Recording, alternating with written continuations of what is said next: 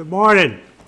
I want to officially open the March 18th Beach Inlet Sound Advisory Committee meeting and bring it to order. We appreciate having you two with us, and be glad to answer any questions when this comes over time. I'm Larry Strother, and I'm the chair as of right this minute of the Beach Inlet Sound Advisory Committee, and we'll move right on. Right now, I'd like to ask for an approval of the agenda.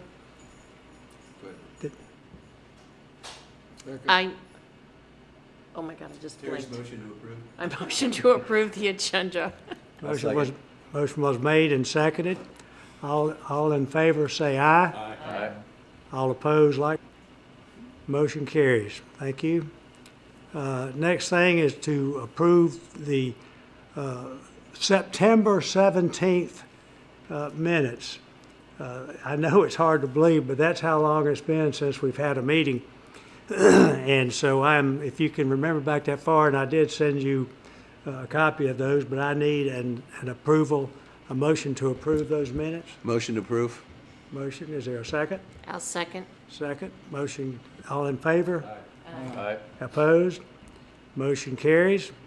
So it is approved, and we're hoping we won't have to go that long again without having it. Just a hoopla of things took place at that point in time. So we're happy to be able to get those done. We'll now have the public comment section. If does anyone have any comments or want to address the committee? Okay, if not, we'll move right on. We will have at the end of the meeting, we will have another opportunity for you to speak if you'd so like. Right now, what I'd like to do is welcome the new members to our committee. We have on the end, Ian, it goes by Ian? Ian Gerdes, and he is representing Phase 1. And got here Charles Rusty Walker, and he is at large, and he goes by Rusty, everybody. That's one of my aliases. Yeah, there you go. And not a new member, but Jason Stair, he was at the September meeting, and that was his first meeting. Yep. And so this is his second meeting, so he's almost still brand new. But so we're welcome to have him back with us. And now speaking of that, I am going to recognize Alderman Mike Benson, and he is going to conduct the election for our chairman for 2025. Okay, thanks, Larry. For you new members, as it was just stated, it was like September that we had our last meeting. So Chairman Strother has really only chaired about 5 meetings in the past year. So he's just getting his feet wet and learning the ropes. So I would suggest that we nominate him to serve again in 2025 to keep the momentum going. So look for a motion to nominate him. I nominate our current chairman to continue for, is it a 1-year term, Mike? For 1-year term. I'll second.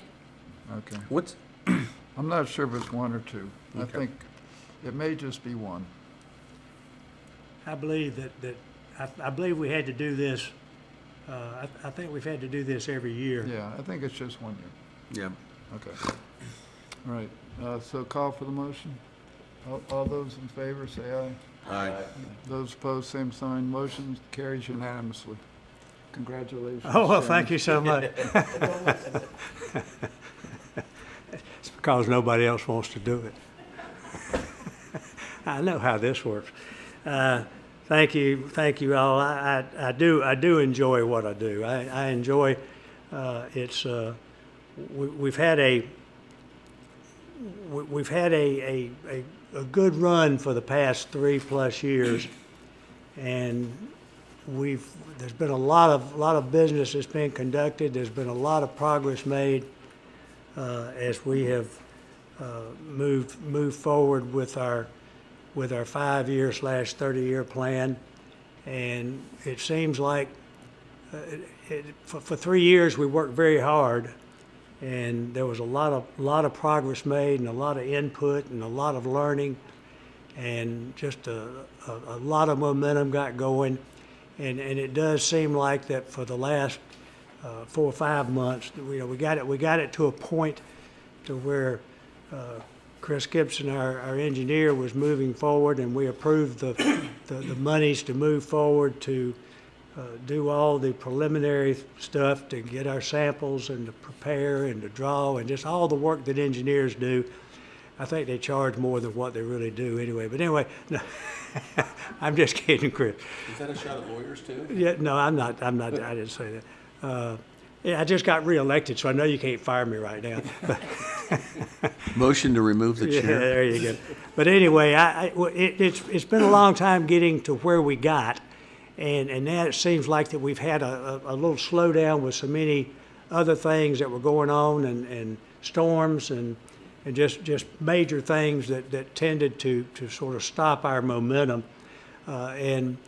But even though we weren't having meetings, and even though we weren't seemingly saying a lot of new things about what was going to be happening with our project,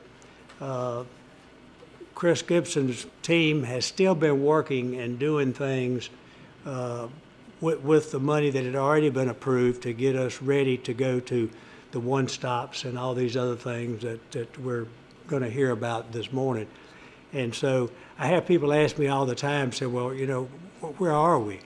And I said, well, we're still where we were, and that is that we want to get this project going.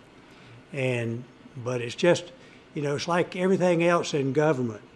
You're not going to, the fact that you want to just hire somebody and go to work, it doesn't happen that way. There's just so many other things that have to take place when you're talking with a municipality and with government. And so that's sort of where we are, and that's the reason why it seems like that things have started dragging, is because we've gotten into that stage.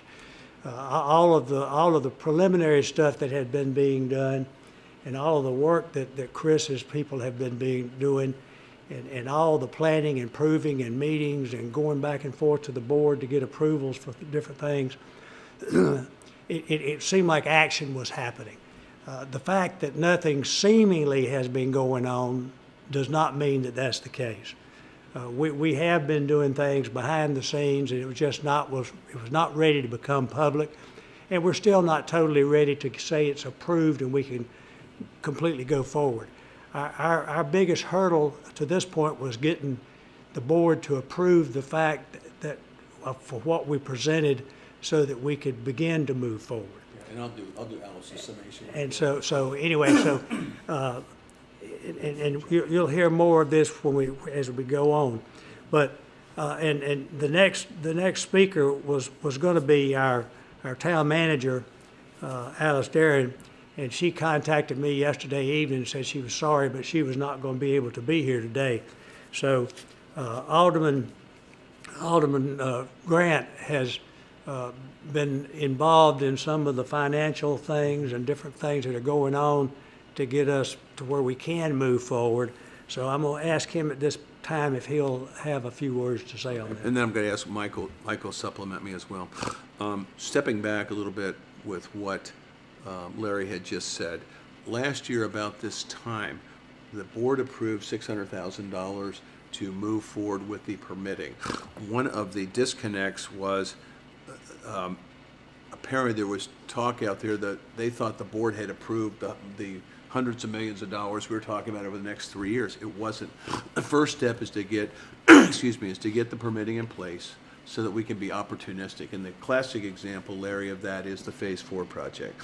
Because we had something in place, money comes up, you can execute because the permits are in place. And so that permitting is going forward. You also have seen, if you've just come down the road here, you can see the Phase 4 project is moving forward with Wooten. As people know, we switched contractors, which delayed it a little bit. We went to Wooten again, who's moving forward. And as far as I know, we are still on schedule to get all of that Phase 4 work done this year, including where Terry lives, so we don't have to hear about that again. Just kidding, Terry. The other thing too is that we've got, tomorrow we're going to be, we know what the bid is. We put out for bid some additional work that was done. It's called, I think Alice calls it the no-name storm. It was not designated that way, so we weren't sure if FEMA was going to be able to reimburse us or not. We've applied for the money from FEMA. In the meantime, the board decided, hey, let's go out and put it out for bid. And we'll be opening that bid tomorrow. If that goes forward, then we'll be able to go forward with that work, hopefully this year. The only potential issue I think that we see in there is that the only bidder is the current bidder that's doing 4. We have to make sure that thing works. The interesting thing about it, and I mentioned to a couple of people here, we believe we're going to get FEMA reimbursement, but we don't know that for sure. But because of the efforts, this committee and the council and the town alderman and stuff, we have the money to do the project. And that's one of the things we talked about when we started 3 years ago, is not having money. 3 years ago, we wouldn't be opening a bid tomorrow simply because we didn't have the money. Because you got to remember, FEMA projects are reimbursement projects. You pay, then you get reimbursed. So you got to have the cash up front with that. The other thing we had that was a little bit of a disconnect that we had to work through was, and Michael talked about this, I guess, a little bit too, is we had a meeting talking about budget issues. For some reason, we've got 2 beach funds, all right, and that are set up, a Fund 30 and a Fund 31.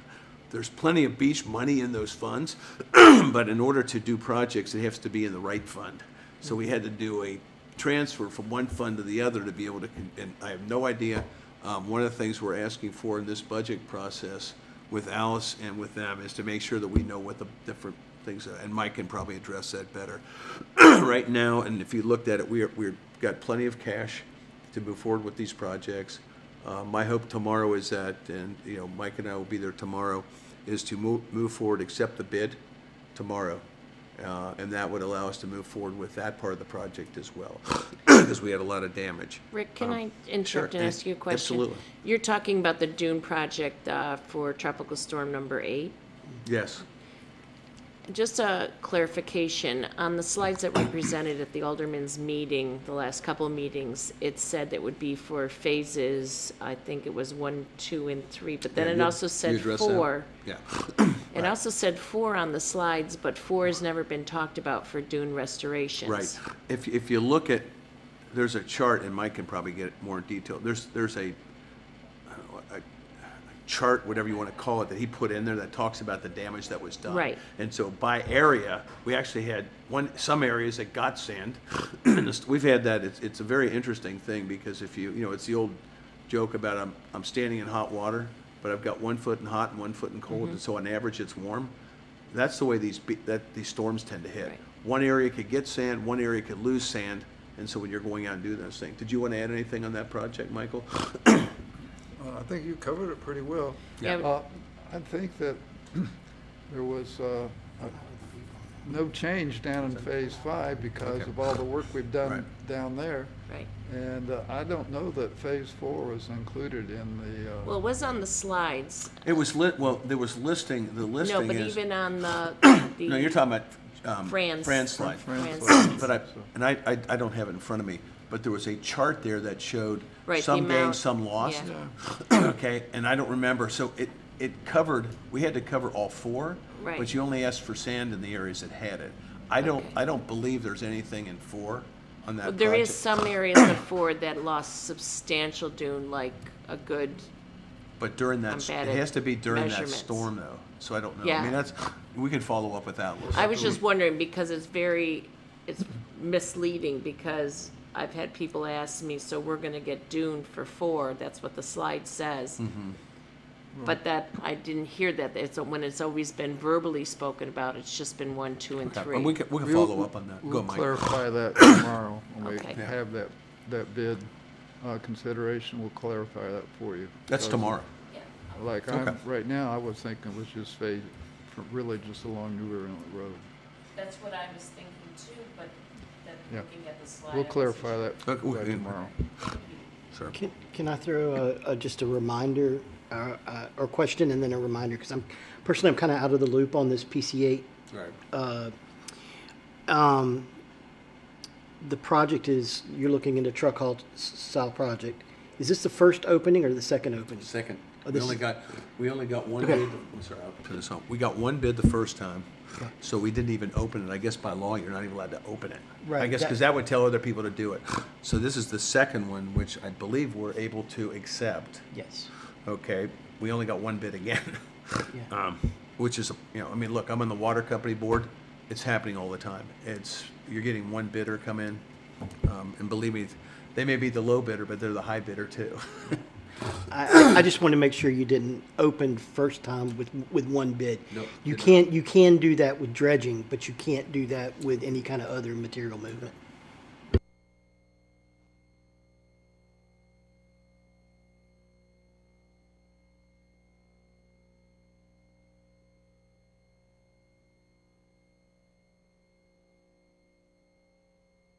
Funds. And if you remember 3 years ago, Larry, we didn't have, and also remember, the board has done a couple of things different. Mike was actually the lead on this, is the capital fund.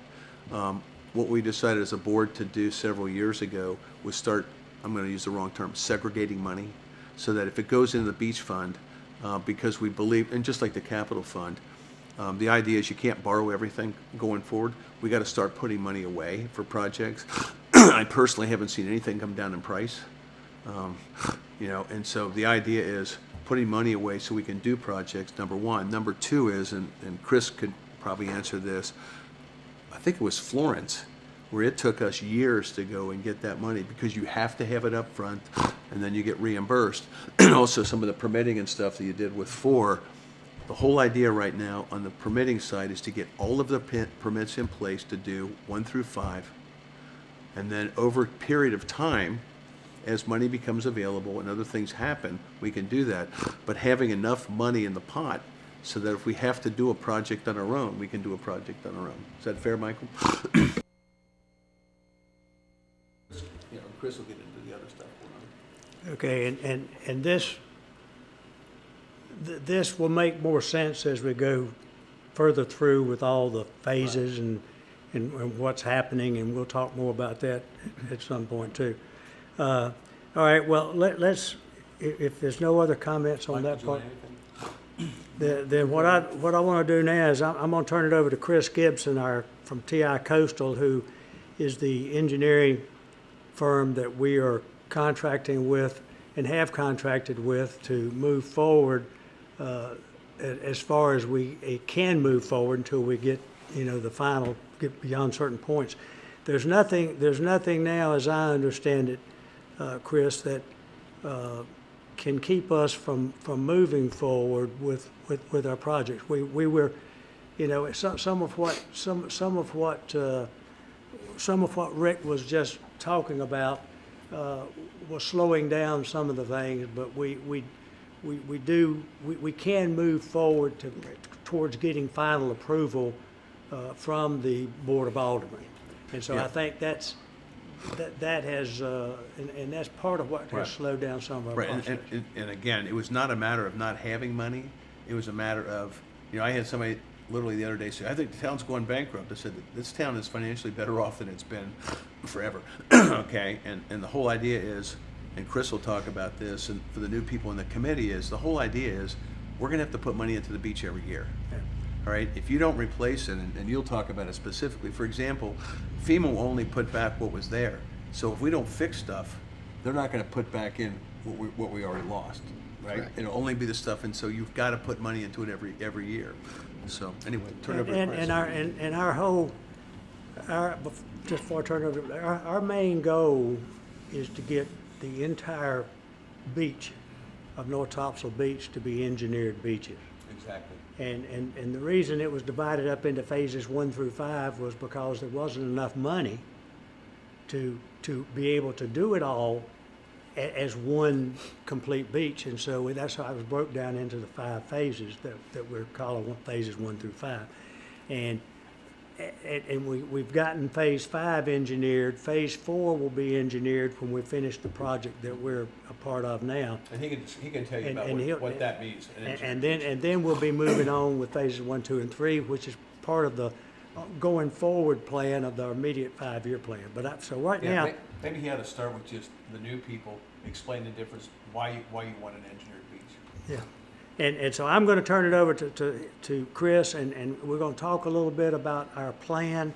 And then I have asked him to, at his conclusion, to do just some reviewing of beach nourishment and how things work as far as saying now, just to bring the new people into, and a lot of it you may know already, but just to give a little overview of how the whole process of everything works. Chris? Okay, so I probably did my presentation out of order. So Well, you do whatever how you want to do it, I'm boss. gonna talk off the cuff for a little bit. So let's. Okay. I What's didn't new? put as much history into this as I probably should have for everyone that's new. This has been going on since 2011, roughly. The town got involved in trying to do a long-term beach management. Around 2006, 2007 was when y'all really started moving forward.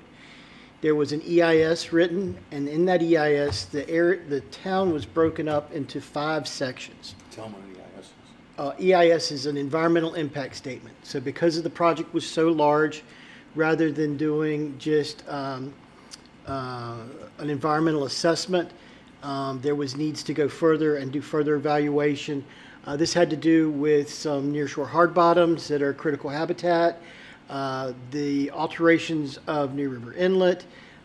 There were a lot of different pieces and parts that were of environmental concern. It was broken into 5 sections, and those 5 sections had to do with both economic as well as environmental implications.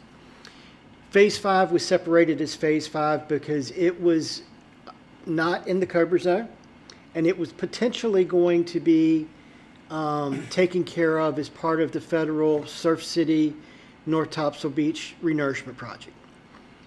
As things went on, the town decided to invest in that early because things were dragging along using a USDA loan.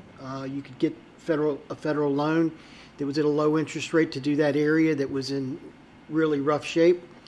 And then once that happened, with the FEMA reimbursements, et cetera, the town has kind of come to the conclusion that it's cheaper to manage that on your own than it was to go through the core program. And if you guys want, send me an email. We did a slide presentation on what that thing was gonna cost us and how it might, how the prices went over time, just to give you an idea as to why the board, this has been several years ago, but was basically, there's no way we could pay for it. So if you want that, just let me know and I'll send it to you. Sorry, go ahead. So I'm kind of moving north. You've got Phase 4 and Phase 3. Phase 3 and 4 were broken. One, geographically, it breaks basically right at the bridge. But in Phase 4, there's nearshore hard bottom, and there was some restrictions on the type of sand that could be put in that area. The offshore sediments that had been designated at that time were too fine, so they were going to have to use coarser grain sediment out of the inlet, or there was one particular spot within the bar area that was hopeful for to be coarser grained. It turned out not to be. When that was, they had to use that as part of the initial Phase 5 construction. Going north from there, 2 and 1. 1 is obviously the critical, highly erosive area that is within the inlet influence area, but 1 and 2 were designed to be taken care of nourishment-wise through management of the inlet, so that any dredging in the inlet that was done would create enough sand to nourish phases 1 and 2, or I like to call them reaches rather than phases, but reaches 1 and 2. So that's geographically and economically why we have these 5 divisions. They are good divisions for the town, so stepping away from those, I don't see a need to do that or to recalibrate those per se, because they do make sense for how the town needs to look at things. The project was done in, there was 15, 16? 2011 was done Phase 1, which dredged out of the inlet about 600,000 yards, placed it in areas 1 and 2. There was some immediate highly erosive issues there, where basically the sand wanted to go back in the hole, which resulted in the sandbag revetment being placed up there at the north end. In 2014, the offshore bar site was used to do phase 5. And while that was a successful project, there was a issue with limestone that was right below the cut. So as they were digging and to get depth to get the sand, the cutter teeth, which turned the sand up, were chattering on this rock and was knocking up softball-sized pieces off the top.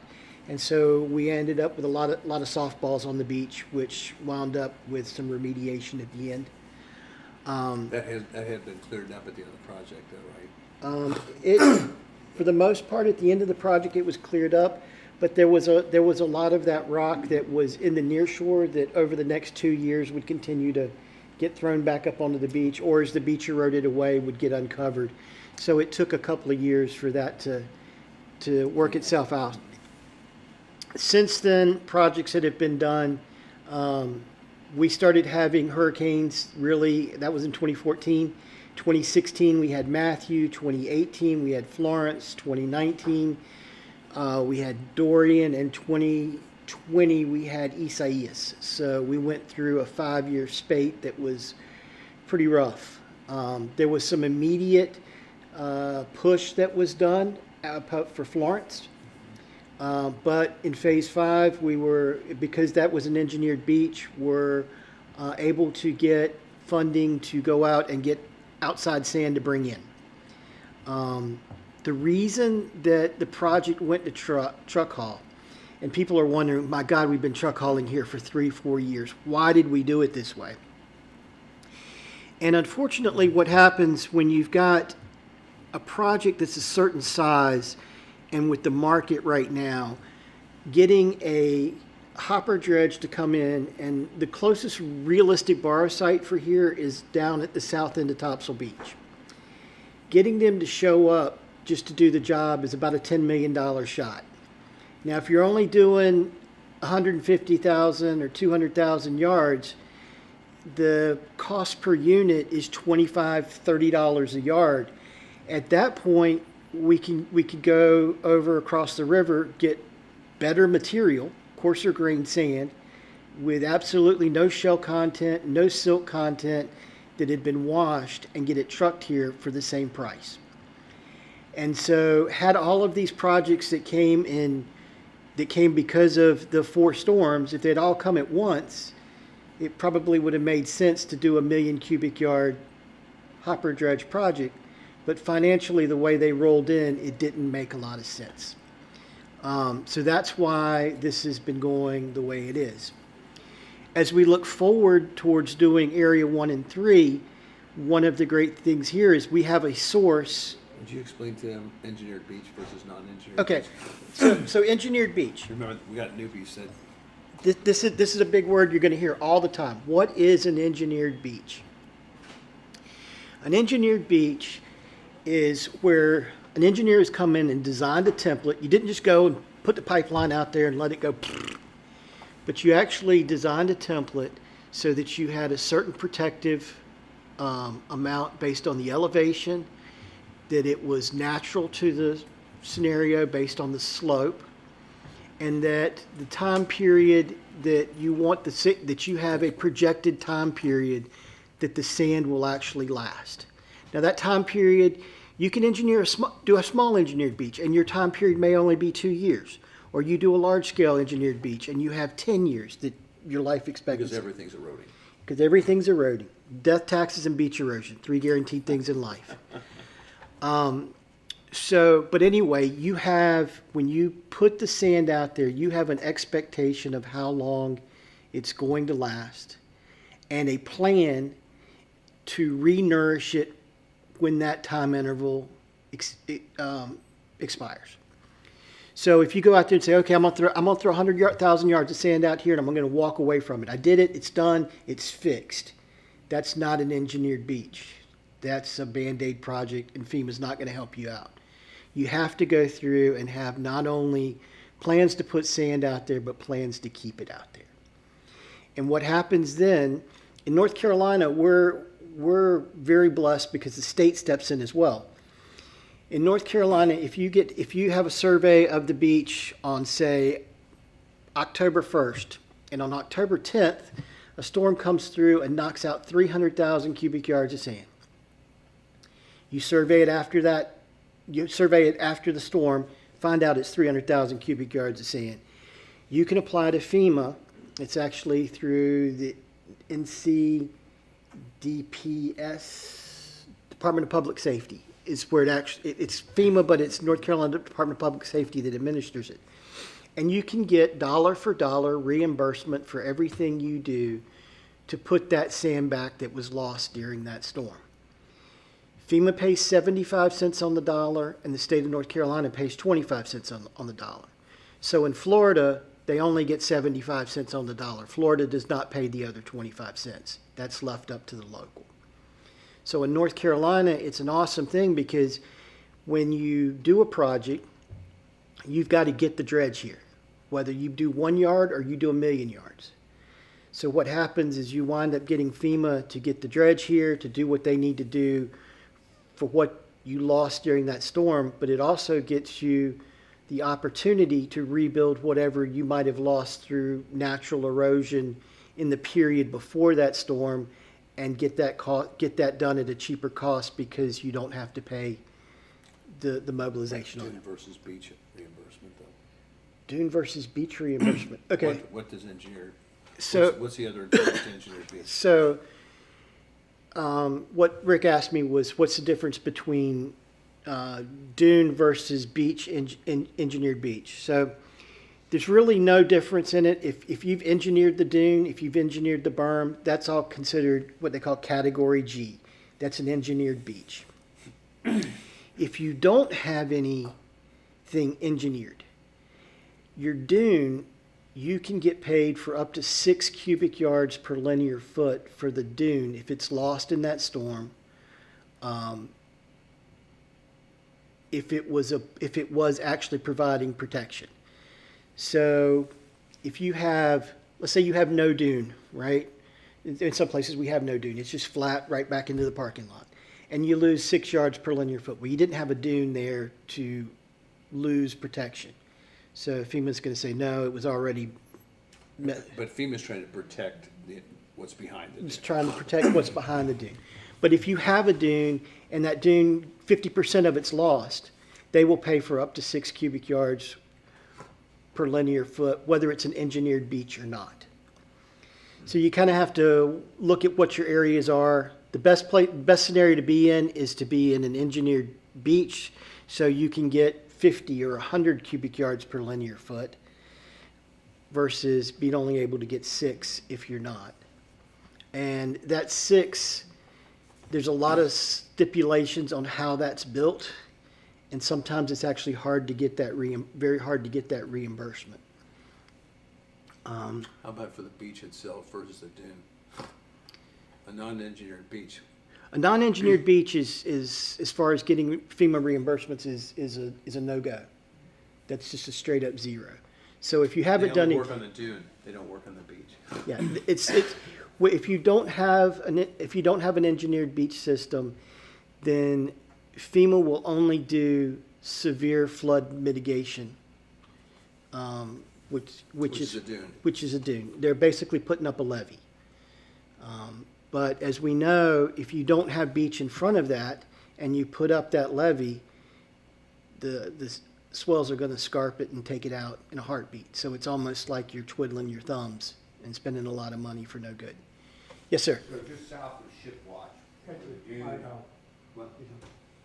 So just south of Shipwatch, where the dunes have just washed away, I'm assuming it's not engineered. What are they going to do about the dunes, or are they just gone? So that area just south of Shipwatch, I believe, is part of this contract that is being done, Tomorrow. being let tomorrow, or being opened tomorrow. Yes. And that will be, again, that's the kind of 6 yards per foot kind of deal that they're looking for the reimbursement from FEMA for. Thank you. And the whole idea, that's why, it's bringing everybody up to date, but that's why it's so important to get the engineered beach in place, because the way it works is, if a storm comes in and wipes out the beach, not the dune, and it's not engineered, you get 0. back. If you look at, and you could probably, I don't remember the numbers, maybe Mike does too. When you look at the work that was just done in phase 5, the south, people are like, why did they get so much more sand than the other areas? And the answer is because they're an engineered beach, they replaced the sand on the beach and fixed the dunes. Versus if it's not engineered, they wouldn't have gotten it, and like I said, if you look at, and you've seen that, Terry, if you look at Fran's slide, the difference in the amount of sand you get if you're an engineered beach is off the charts. And it's paid for by them. Yeah. And that's exactly why it's feasible, if possible, to spend the enormous amount of money that has to be spent to make them engineered, because what's the alternative to that if over a period of time, all these storms keep coming and you don't have FEMA or anybody to back you up, then you're just out there on a boat with no motor, hoping it's going to end up where you want it to be. At Top, to give a really prime example to this, at Topsail Beach, and this is off of Hurricane Florence, Dorian, and Matthew, $34 million was spent on beach renourishment and dune restoration. Of that, the town spent $232,000. That's the difference. That's the difference in a nutshell.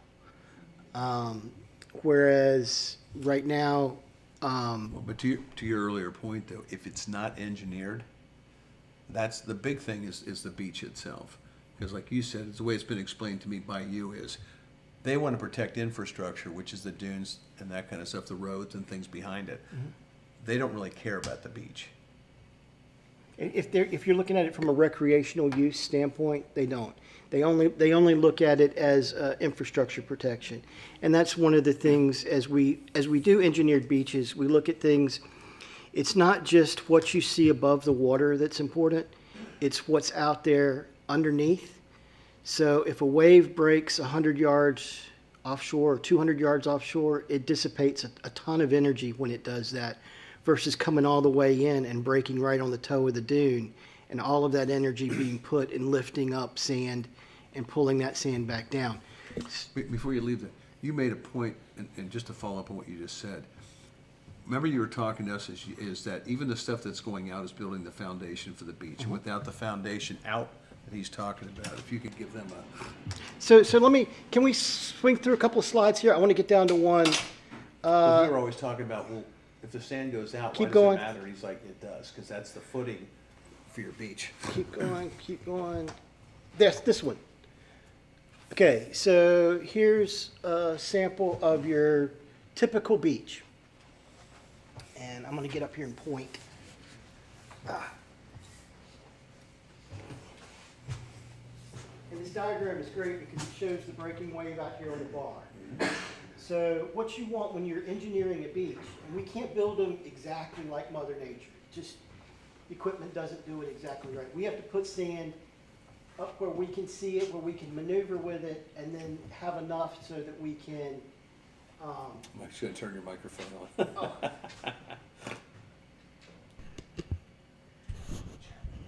Okay, so I'll come over here then. So with that, whenever we have erosion up off of the berm, which is the dry sand beach or the dune, that sand is carried offshore, it's carried into the bar. And as long as it's staying up in that bar area, it's valuable because that's building the whole beach profile out. It's allowing waves to break further offshore, energy to be dissipated. A low flat beach will last a lot longer than a tall skinny one. It's just the way of it because you're looking not only at major storm erosion, but you're looking at day-to-day stuff. Day-to-day, if you got sand piled up to 9 feet, it's not doing you a whole lot of good, and it's getting chewed at. You're getting chewed at the bottom of the toe, and you get a little scarp at the bottom. And then all of a sudden, gravity is working with the waves instead of against it. Because if it's hitting at the bottom of the slope and the sand falls, once it hits the water, it's liquefied. Now it can pull out.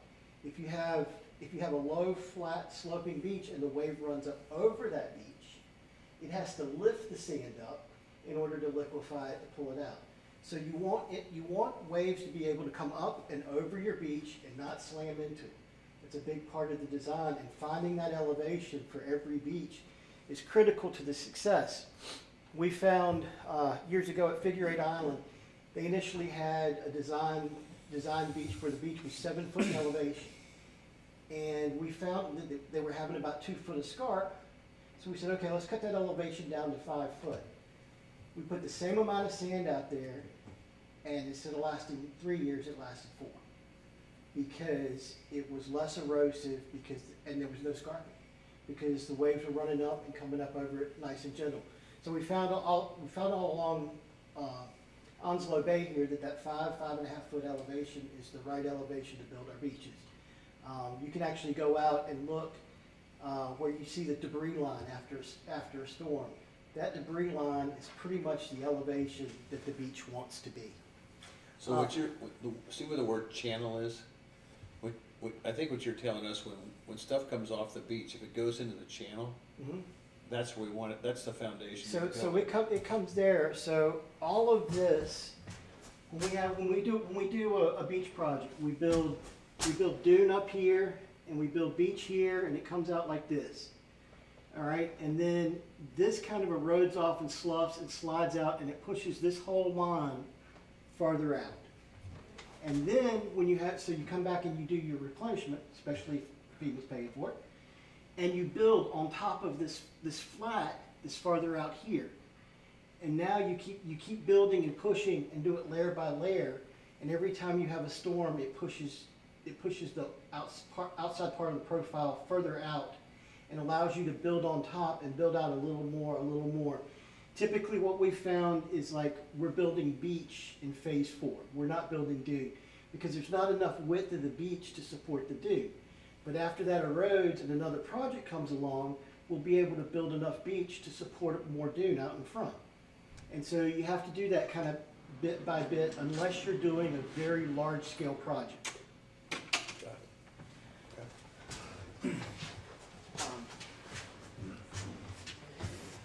Now you're gonna start your slide presentation. Now stop. Okay, well let's go back to the beginning of that and kind of go through this. So this is the second. Recording it, yeah. So I saw on the agenda was a quick update on what's going on. This is the area that we've filled so far with the phase 4 project. Roughly 60% in length is complete now. And as y'all mentioned earlier today, it does look like Wooten's on schedule to finish by May 1st, that they'll finish this year. Originally, there was some talk of it going into next year, but they've been very productive. They have RTK dozers out here, which is great, which means they're right on grade with what they're doing. It's not a lot of misplaced or lost material. It's been a very clean job this go around. Next slide. So the next thing was to kind of update you guys on what we're doing with the northern reaches 1, 2, and 3. As you can see, there we go. So Route 210 here is the bridge that comes in. The nourishment project that we're designing right now will cover from there, which is where phase 4 ends, all the way up to the very end of the island. The material is coming out of this island that's here. What we'll end up doing is digging into the side of that island and making a big giant donut. And then it will be, when we leave it, it'll be prepared as a disposal site for future use. Two things you might want to, you've already done the core samples, okay, and why you chose that. I know we all know that, but for the new people. So what we did, we knew going back, I think the first time I walked that island was in 2001. And we looked and started talking to the town. That was back when Marty Betts still owned the island. We were talking to them about taking the material out of there and putting it on to nourish really just the northern end at that time. But we've gone out there, we've done surveys of the island, so we know what the elevations are. We've gone out and taken geoprobes, which is hydraulically pressed 3.5-inch tube, went down 60 feet. So the top of the island's at about plus 45. We went down to at least minus 20 in every place, and got a continuous tube. From that, we took samples out of it, analyzed it for beach compatibility. Some of the material down deep don't sound, it's muckety muck. But most of the material that's above elevation minus 14 is really good material with a few layers of some clay and shell in it. Why does the Army Corps like that? Why does the Army Corps like using this site? No, why do they want us to use that site? Because it gets some capacity. It's their site that they've been dumping sand. And so what he told us, which I thought was brilliant, is you go to them and say, you guys don't have any more capacity in there, we'll create capacity for you by taking the sand off you. And so that's what we're doing, and also in the shallow draft navigation fund, there are stipulations in there for creating dredge disposal sites because there are so few, and so this allows us to use the shallow draft navigation fund for this, which is a 3-to-1 match. So for every $1 the town puts in, $3 out of the shallow draft. This project, we're talking about $40 million, so we're talking about getting $30 million from the state as cost share on this, which is a pretty awesome thing. And not a truck haul. And not a truck haul. So what I was going to say is what'll happen with this, probably be a 30-inch dredge. The purple line is where the pipeline will go. It'll come down to this area here by that little golf course looking area. There's a bridge here, one of the little bridges, so we can slide under the road there and come right across. There's an access or town-owned property. Come across the beach, then we'll pump to the south, down tie into 4, flip back, and finish up to the north. Before you leave that, explain to them how much more sand comes out for, why, and you talked to us about, this is all stuff that he's worked us before, is like, well, how many years is this gonna take to do it, versus a truck haul? So this is 2.6 million yards. It's going to take roughly 6 months to do. Versus years. They will do, on a good day, in this, probably 35,000 cubic yards in a day. Which is how many trucks? 2,000. That's why you use the dredge instead of Yeah. trucks. They'll do more in an operating hour than the trucks do in a day, and they'll operate 24 hours a day. What we'll also do with this is we're going to use a screening system so that when it comes out of the pipeline, any debris, wood debris that's left on the site, any shell, there's a small layer of clay where the old marsh was. We saw that come out when we did this at Topsail, that it came out in little clay balls. That'll all get caught in the screener, and it takes it and conveyor belts it right into the back of off-road trucks. So we'll be able to take that off the system, unlike what we did before when we had to clean up with the rock, where we had to dig it all up. We're going to catch it at the source and take it off. There is a old disposal site right here that is accessible through the boat ramp parking lot. So we'll be able to take the material right there easily and place it in that disposal site, anything that we don't want to use. Chris, Yes, I'm ma'am. sorry to interrupt. Quick question. What does the sheet 5, 6, 7, 8, 9? Oh, this is out of my, this is actually a sheet in the plans that we're submitting. Ah, to the permit. gotcha. So this is the sheet number. Good question. Yeah, this is the cover. I This thought is it was some engineering thing. Yeah, this is the cover sheet, and those blocks are what were each other's sheet. So, sorry about He that. still never answered why Phase 3 has been ignored all these years. Since I live in Phase 3, and we haven't got any sand. That's why. I know, that's probably the case. Phase 4 person. So this is going to result in an engineered beach. This will be an engineered beach. The nice thing here, I think a lot of folks will be happy to hear that went on our trip last year, That's unbelievable. is that there is enough material in here to put the second row of dunes. Oh, wow. So we will be putting the second row of dunes in on the initial install with this. Chairman, do you want to set up another one of those tours for the new people?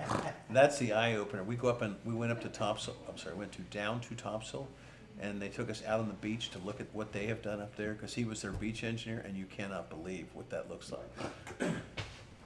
And when does this project actually start? This project here, everything goes well, we could potentially go winter of 25, 26. Reality, we're probably gonna be 26, 27. Yeah. That's part of the delay process. We actually, if you notice on his thing, he's got 25, 26, North Topsail Beach Nourishment 25, 26. And because we thought that we were gonna be able to start, but it may very well be that we don't get to start until 26. But yes, to answer your question, and one positive thing from the comment he just made, initially, we did not think we were going to be able to get the second dune in this first haul. I mean, this first project. But so it'll be great if we get to do that. I don't know if you've ever been down to Topsail Beach, but if you go out on Topsail Beach, they've got two sets of dunes, and that keeps. I mean, in storms, they've not even had any stairs coming from houses that were torn out. I mean, it's been amazing what that second dune does, and that would our goal is engineered beaches. Our ultimate goal over our 30-year plan would be to have them all double like there is down there, but so the quicker that we can start with that, and especially in phases 1, 2, and 3, or reaches 1, 2, and 3. Because that's where we tend to have the most problems. So if we can go ahead and get that done, and be moving towards that as we conclude this first push, then certainly we're better off. I think a question I would ask, we have to make sure the permits are in place.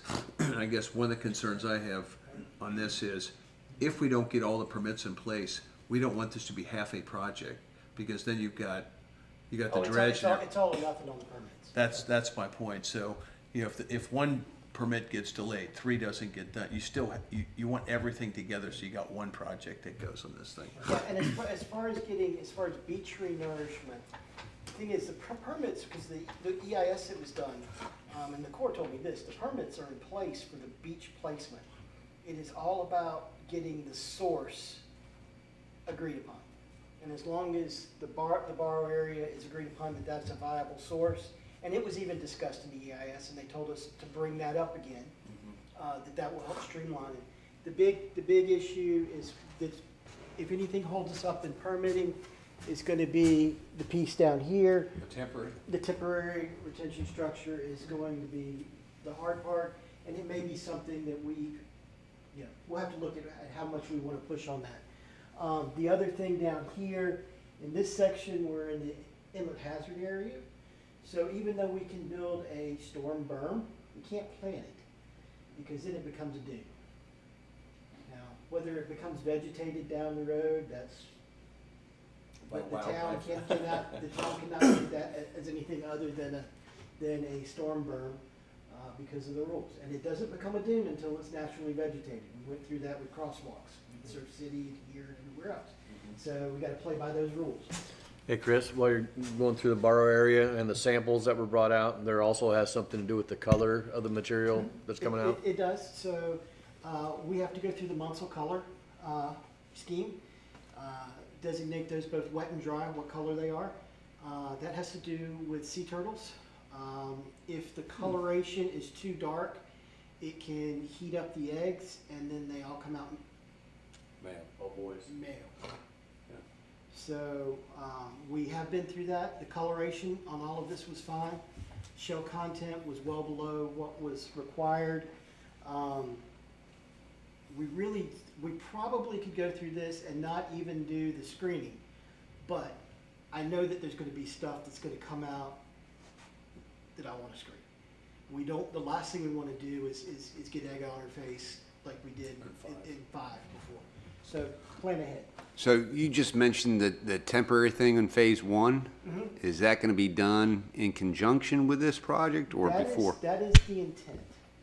The intent is that with putting, the way we're addressing this through the permit process is that if we put this big a slug of sand up on one, I mean, we've all seen very quickly, you pump from the waterway into one and it goes right back into the waterway. We need, for navigation purposes, to prevent that from happening. So we're putting this retention structure up there. Temporary retaining structure.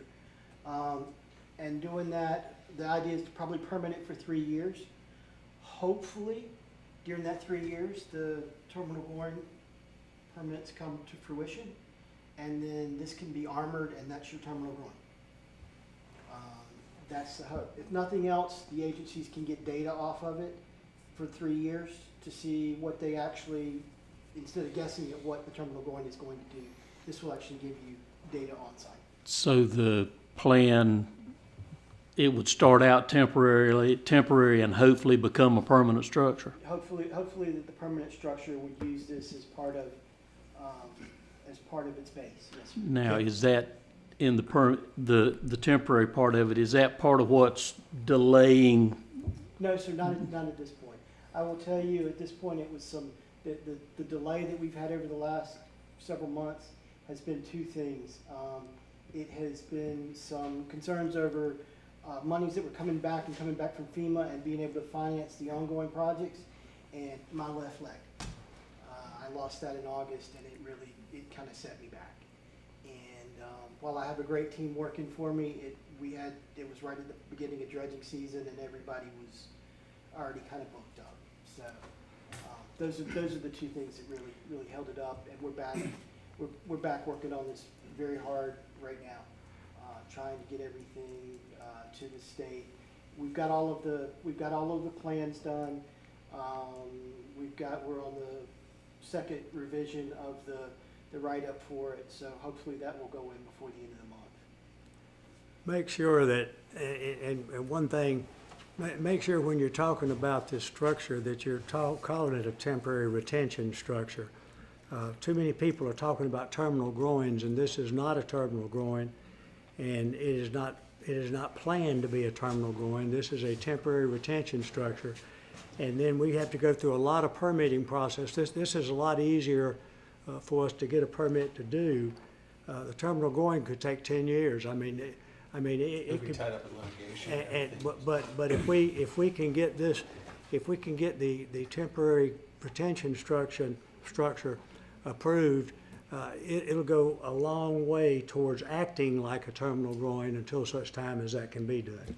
Yeah, I mean, just real quick, to your point, the board, and actually with this committee, one of the things that we decided to do a couple of years ago is, if we sat and waited for them to finish up the terminal groin thing, that has been so delayed. We said, you know what? If we're gonna rebuild the beach, let's take it on ourselves. Let's go ahead and do this kind of stuff. Get something in that meets our needs, which is this temporary structure, so that we can keep moving forward, build the beaches up, and not wait for them, because that thing has been delayed and delayed and delayed and delayed. And if you look at the history of terminal groins, the litigation that's around them and everything else, what was it, in Ocean Isle, was it 12 years or something before they got it done? Because even if you got the permit in, and you're gonna have people challenging it, you're gonna be in litigation. And so we said, we just gotta assume whatever happens there, but let's move forward to get our beaches built. So just to tell you where this idea came from, when we relocated Mason's Inlet, I was part of that project in 2001, actual construction 2002. In order to control the opening of the inlet, we sheet piled all the way across the front of it. Took 40-foot sheet piles, vibrated them into the ground, and then when it was time, the dredge dredged up on the backside up to the sheet pile, and then backed the dredge up, and then pulled the sheet pile one by one, and opened it up 50 feet, and got the water moving through it, and then opened it up another 50 feet, and got the water. And so what we did was we used this controlled opening to try to start forming the interior and exterior bars, but it was very easy to pull. It actually, when they did it and went through it, it took like 12 hours to remove this 600-foot structure.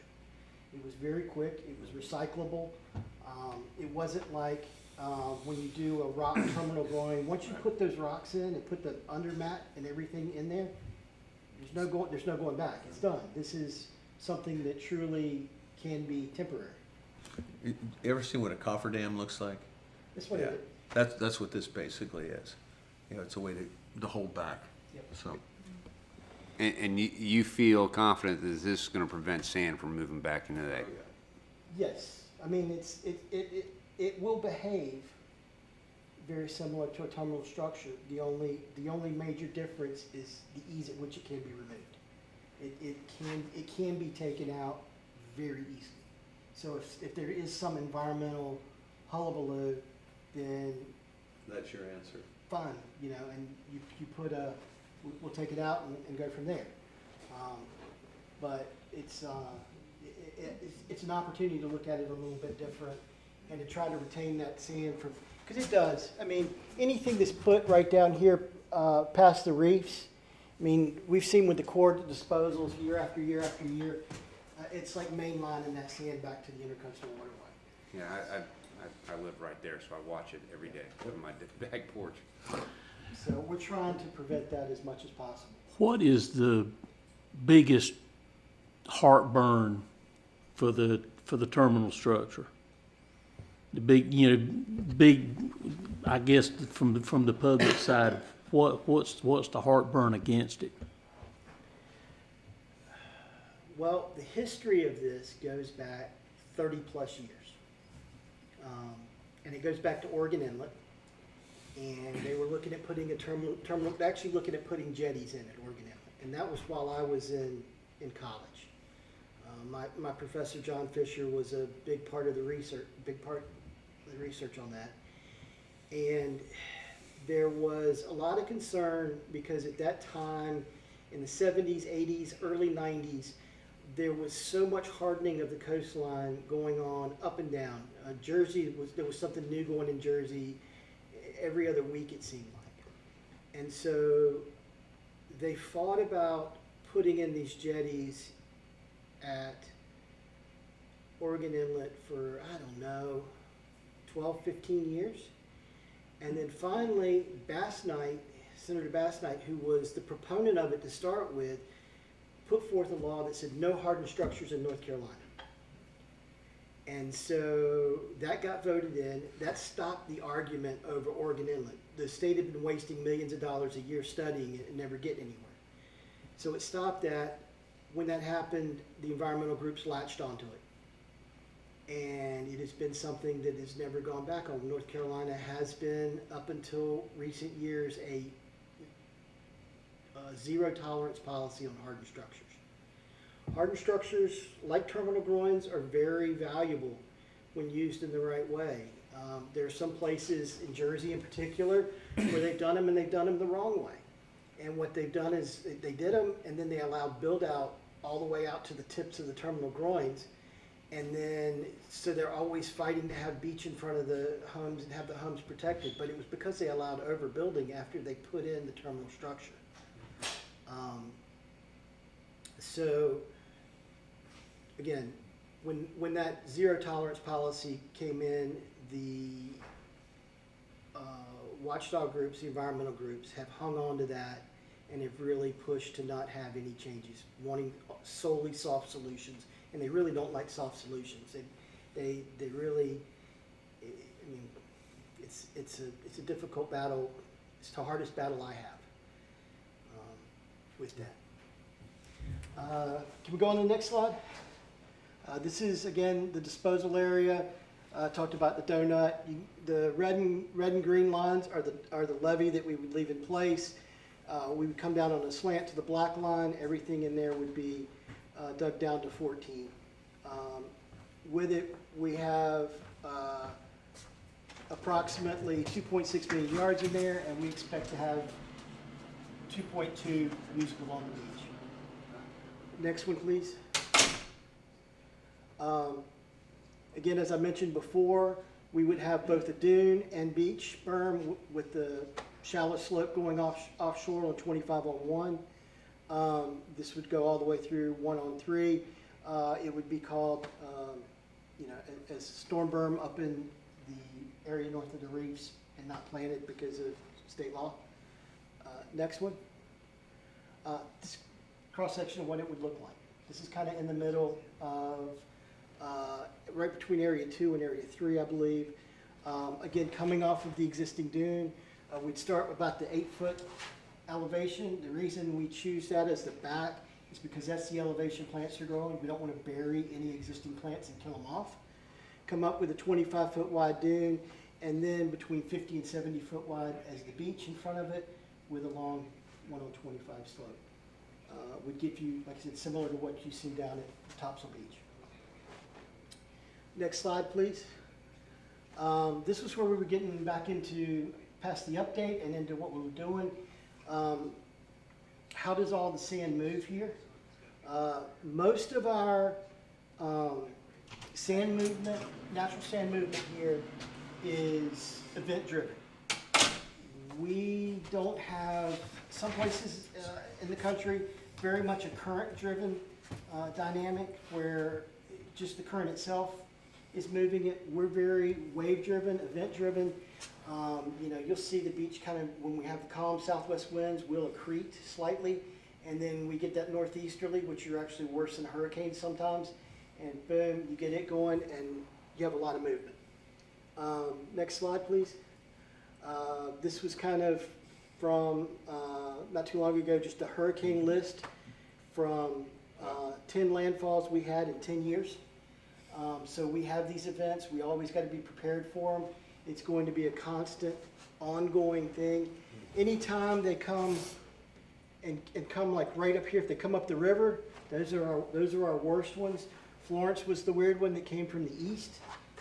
Everybody lost their roofs because all the pitches on the roofs were really designed for southern approach from storms. And so that's why so many people lost their roofs, was because it was an east approach. Next slide. We saw this one already. If y'all any questions about this one, just bounce on through. Next slide then. So what I did here, the next two pages, is kind of looking at, this is out of our annual beach report, and you can kind of see things that happened. So the surveys were in June of 23 and June of 24. If you look at the top one, you can see how the red line, the upper beach area, is much bigger up there. That's what we actually truck hauled in. You can see that there was some erosion here that slid off. This is actually probably this, the offshore bar moving up because we've had southwest winds. That's kind of what it looks like there. Go back, zoom back out, please. Again, movement of the bar because of wave situations here. We lost the bar between 23 and 24. That should slide back off, and you have the bar recreated. This is in reach 4. We're doing nourishment in this area right now. Matter of fact, that's at 840. We just passed there last week. Next slide, please. Again, up here in reach 2, you can see the movement of the bar on shore in that one. And then this is up at the very north end, right in the middle of the beach club. And what you see is you've got just a lot of loss right there that's in front of the sandbags. These would be the bags right here. Next slide, please. So one of the things is, how does the sand move around the inlet? And why is the north end, oh my God, why is it always so much higher erosion? Well, what happens is if you're looking at an incoming tide, this area is not only wave driven, but this area is, the currents are high enough that it's current driven. So on every incoming tide, you get water coming along this edge and pulling sand back around the corner. Same thing coming off of Onslow Beach. And then as the tide falls, it goes out the middle, shoots it out into the outer bar here. Gradually waves, whether if they're out of the northwest, will push it this way.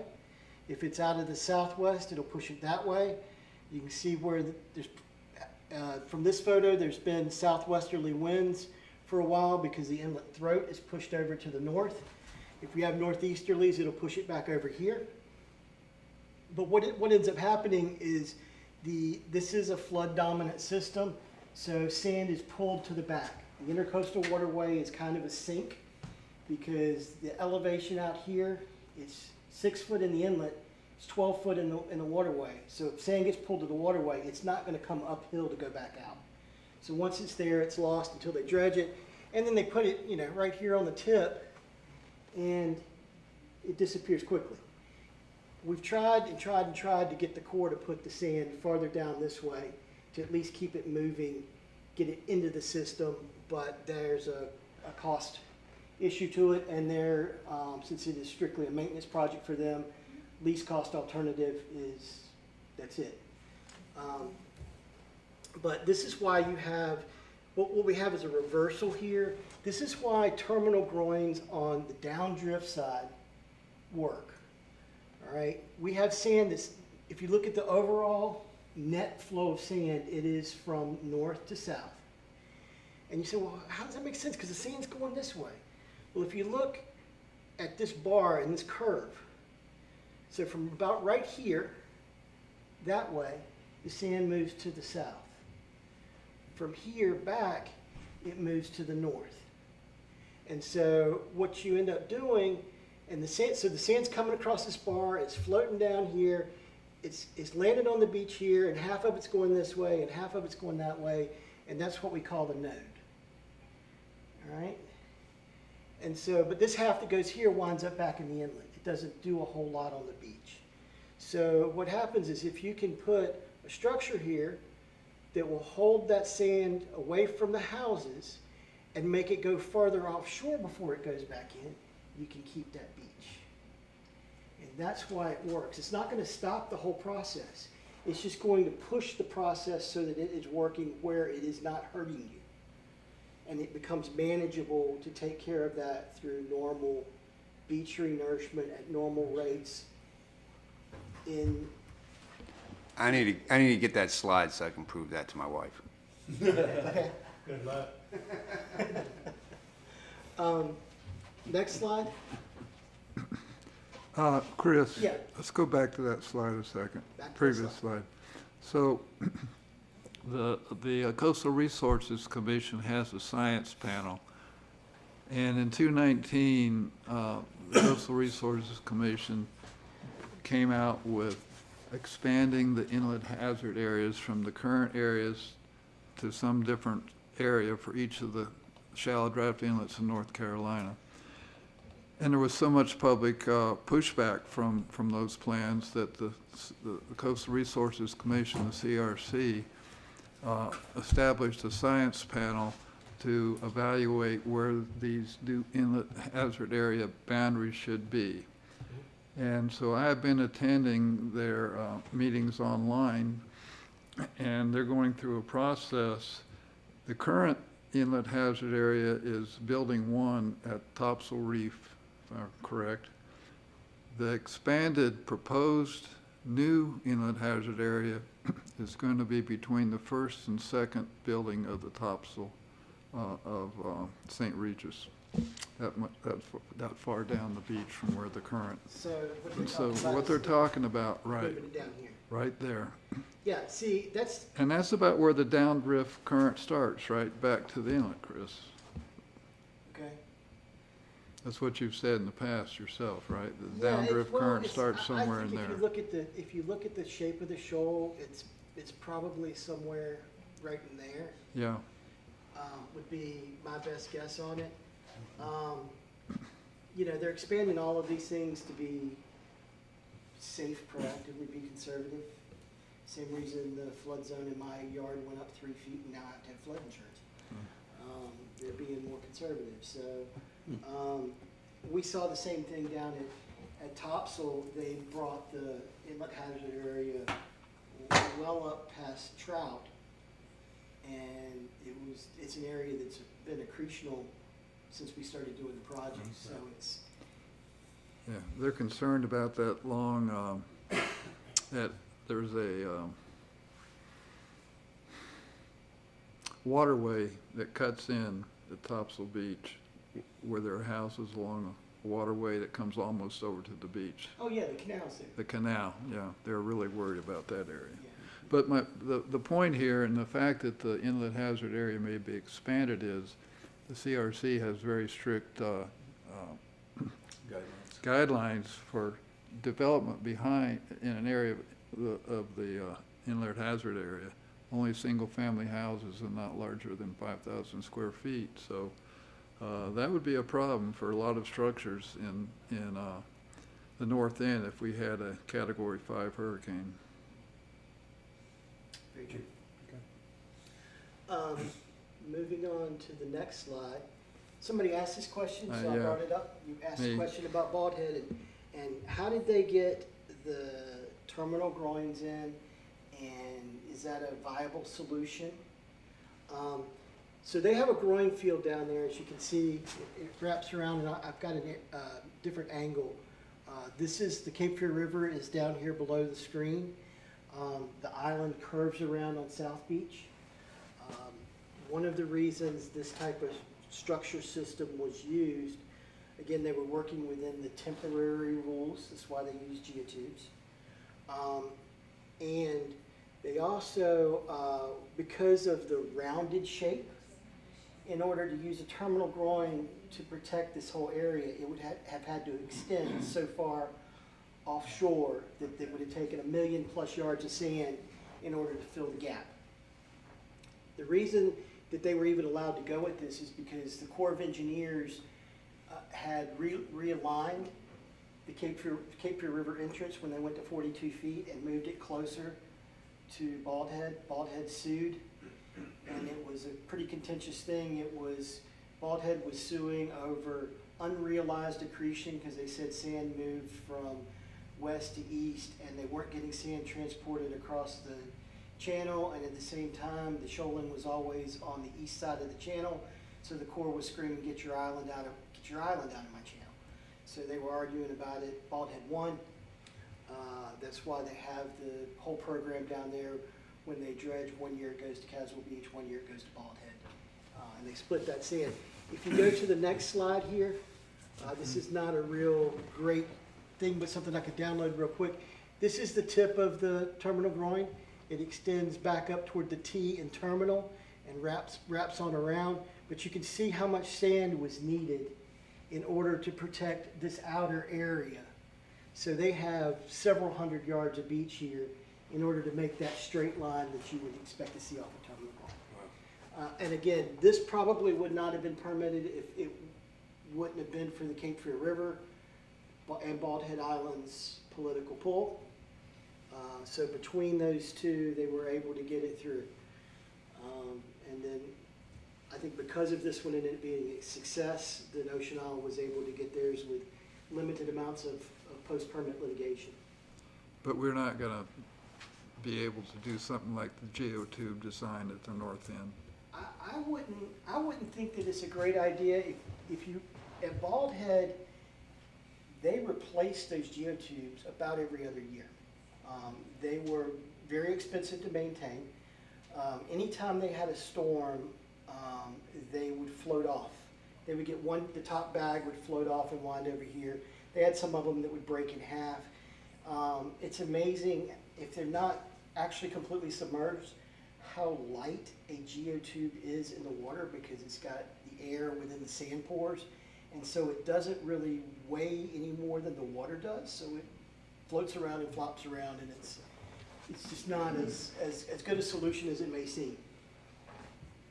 Next slide, please. One of the things we're talking about, agencies. This is for the new guys. There are 16 agencies that review a permit. We have, and several of them, we have similar reviews at the federal and at the state level, and they have different bites. They have some of the agencies, like U.S. Fish and Wildlife Services, has about 3 bites of the apple. So this is one of the things that's difficult to get through. One of the things I mentioned down here on the right, are you in federal jurisdiction? for instance, when we do dune projects, at times we're not in the federal jurisdiction because we're above mean high water. So we don't need a federal permit to do something.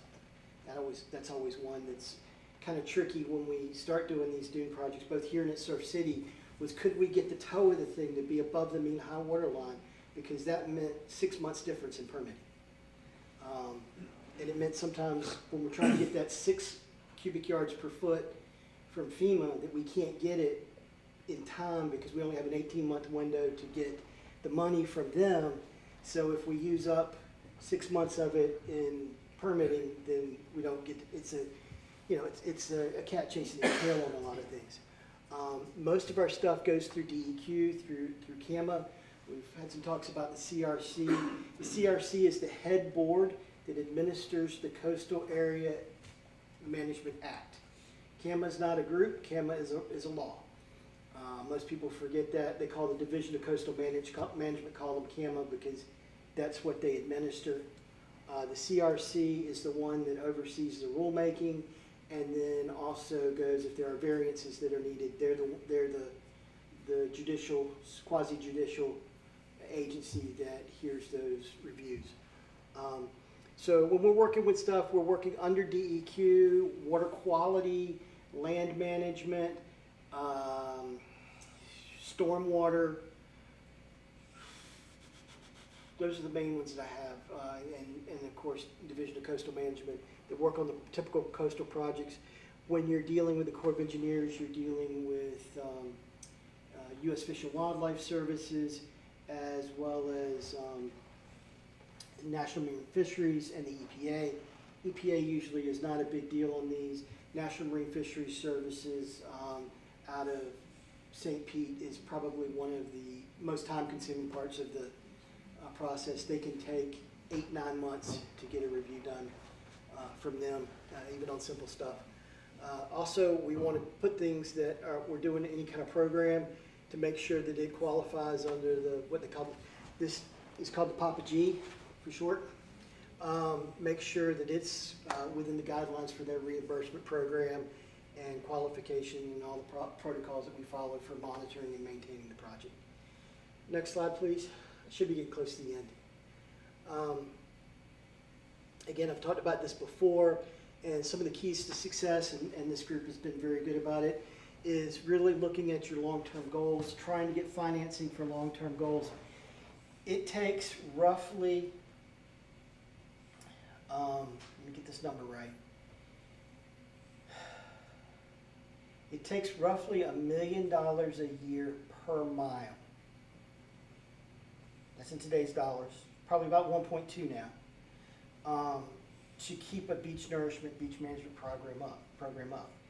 Now that may mean that if you're doing 5 miles every 5 years, then that means that you're trying to put away $30 million over 5 years. If you're waiting till the last year to do it, it becomes tough. If you're borrowing to do it and you're paying off the one project and you have a storm hit and now you've got to have another one, if you're financing project on top of project, it's tough. You've got to get ahead of it. You know, we preach that you should have, when you finish a project, you should have your next project's money already in the bank. If you don't, you're going to be behind the 8 ball at some point in time in the next decade. So staying ahead of that is really important. Look for value-added stuff. If you can catch a dredge on a flyby that's working the intercoastal waterway, great. Look for opportunities there. Look for opportunities where grants pop up like we did with Phase 4. It turned out that we were able to use FEMA money on Phase 5 to act as the cost share for the state grant. So we got $10 million with no money out of pocket. So those kind of things you got to look for. Utilize all these funding But mechanisms. you gotta have the permits in place to do it. What's that? You gotta have the permits in place to do it, which is Yes. why 4 worked. Yes. And, you know, look at these state and federal funding mechanisms. You guys are with the TISPC. That is your lobbying group. Make sure that you're actively working to make sure that the mechanisms that are there, whether it's Child Draft Navigation Fund, Beach Fund, et cetera, that those things keep money coming into them, because otherwise you're going to get caught with the full bill. Next slide, and I hope I'm getting to the end. This was one just talking about how many different people are doing how many different things. You know, whether you've got dune restoration through truck haul, whether you're doing offshore borrow, doing beneficial use as shallow draft navigation fund. All of those have different funding mechanisms. You need to be able to tap into all those.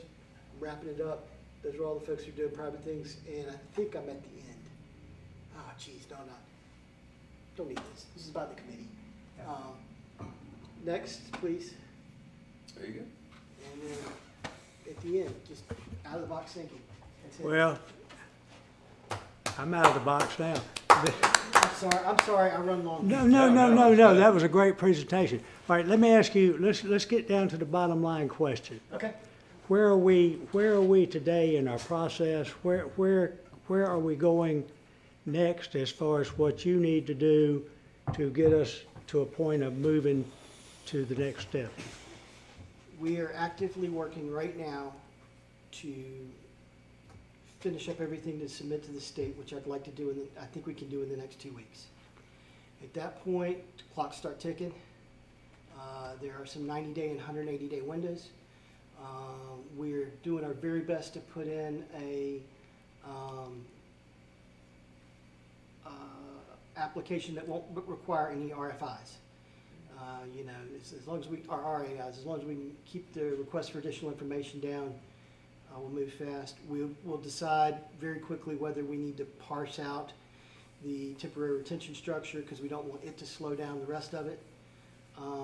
And at that point, if we can get everything in here, hopefully we would be looking at permits sometime in August, September. And then we would, the trick then is going to be, are we too late in the bidding schedule to get dredges available? That'll just, it'll have to see how the season goes this year. But that's going to be the, you know, this can be done, this job can be done without ocean certified dredges. So that makes it a little more opportune. Yeah. But that's where we are. Okay, I'm sorry. Excellent. So, Chris, as you're working on this permitting, most of the funds that the board allocated towards permitting, most of it is in the preparation of the applications Yeah, for permits, right? Not the permit fee. Not the permit fee, exactly. No, we spent about 45% of the money in data collection and design. Cores. Yeah, the cores was a big ticket item. So most of what goes on from here on out is, there's a little bit of unknown, but we should be under budget. I would think we'll end up probably $100 grand under budget from what we did. I usually like to ask for more in the beginning and not have to come back and nickel and dime you. So. Excellent. Just sign that right here. Press on. Budget's not something you hear very often. Yeah. Well, all right, so we're and a lot of what's happening is just now you're getting all the documentation ready to present and do. All right, so there's nothing that we need to be doing towards that process. There's nothing else that there's nothing that we need to be approaching the town, the Board of Aldermen for at this point. No, the only thing that I think that will be of value in the upcoming 4 to 6 months, the financing of it, there may be opportunity to do something a little better if we have some direct legislated money rather than shallow draft. If we could work on that, that would be something to work on through, I'm going to forget his name because Our lobbyist, yeah. yeah, Connie's not doing it anymore. Right. To work there to get some, like Oak Island did a couple years ago. They had 20 million direct. I think that would be a better scenario. That's what's, when I talked to the county commissioners at those meetings, it's been a while ago, their suggestion was, you want to have a grant that says North Topsail Beach on it, not a general beach grant. And so I think that's something, Mike, we can bring up with Tom and I think William Snyder was looking to put together a Raleigh meeting sometime. He I don't think he's put a date to that yet, has he? No, he hasn't. We were But I talking- think that, because I told him to contact Alice, I don't know whether he had to find out who from the town that they would like to go to that meeting. I would like to go, but they're gonna approach the Board of Aldermen for somebody to, if they want somebody particular to go. But if y'all follow up with that, but William Snyder was supposed to be contacting Alice. Or the mayor, I don't know, maybe he contacted the mayor, I don't know who it was, but, because he asked me if I wanted to go, and I said, certainly I would like to go, but, the town has to decide who they want to, think needs to go to that. I think he was planning on talking to you and to Mike. Yeah, I think you were copied on that same thing.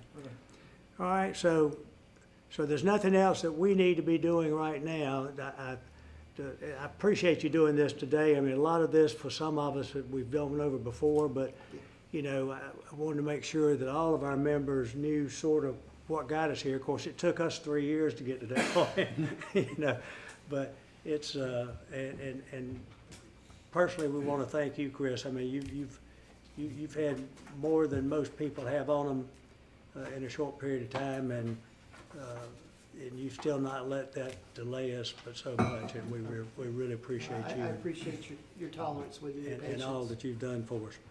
Okay, is there any other questions or comments for Chris before we? I do. In regard to the Phase 4 project, I've been asked by a couple people now, are people supposed to pull up their posts and ropes for this beach nourishment? The one that's going on now, she's talking. Yeah, Do you know? I don't know off the top of my head. Okay. I can find out for you. Okay, if you could, that'd be great. Okay. I know, I talked to Fran because I have that handicap ramp. Yep. And so I haven't heard back from him, Yep. and I forgot to ask him, so I just didn't know I whether. would think that with most of the post and rope, that the elevation that they're stopping at would be right at the top of the fill, but I could be wrong. Okay, Okay, So any should other they- questions? thank you. All right, once again, we have an opportunity. Do what? We have an opportunity for the public to ask questions or make any comments, if anybody would like at this point in time. I just have a question. Would you come up to the podium, please, and state your name and your address? Okay, my name is Pam Thomas at 2240 New River Inlet Road. I just want clarification on, is it 2025 to 2026, or is it now going 26 to 27? I think if you were gonna pin us down to that, it'd probably be 26 to 27. Okay, that's. And if we can possibly get it started in 25, we will, but it's probably not as likely as saying 26 and 27. So another year than what we originally thought. Well, probably 6 months. 6 Well, months. no, it would be a year because it's the seasonality. Okay, well, yeah, it was because of the season. I forget that we have time, yeah. Yeah. Yeah, I mean, we're still open for the shorter, but it really depends on the permitting.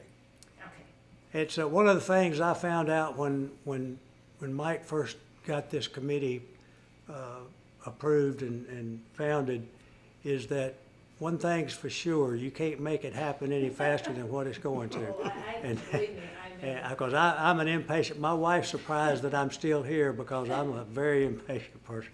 But there's been so many things that we've gotten done. I mean, it's just, unless you've been a part of every meeting for the last 3 years, I mean, it's just, and it's cumbersome when you start dealing with all the entities that he named off you got to deal with, because they're not, they've got one speed and that's theirs, you know. But, My other question was, Mike said something about the zone hazardous. It was originally from between building 1 and building 2 at Topsail Reef and possibly moving down to St. Regis. Hazardous. the hazard, Yeah, that was, Just trying to understand that, that's part of the science panel discussion. And we won't know for sure until the CRC brings that back around for public comment. So it is that's just kind of a heads up for what might happen. Okay. but no way has it been decided officially yet. But it's conversation. Conversation. Yeah. Okay. All right, thank you very much. Thank you for attending. You're welcome. Anybody else have anything? Thank y'all so much for coming. Our next meeting is scheduled for Tuesday, April the 15th, here at 10:30. I will send out something to that effect, and we'll see where we are at that point in time as to whether it's necessary to have a meeting or not. I would like to, if in fact we've got something we can share. Well, if nothing else, we'll know about the bid tomorrow. Yeah, so plan on that, put that on your calendar. Tax And day. Pardon? It's tax day. Yeah, well, I know. Good timing, Larry. All right, man, just what the heck, bring your check.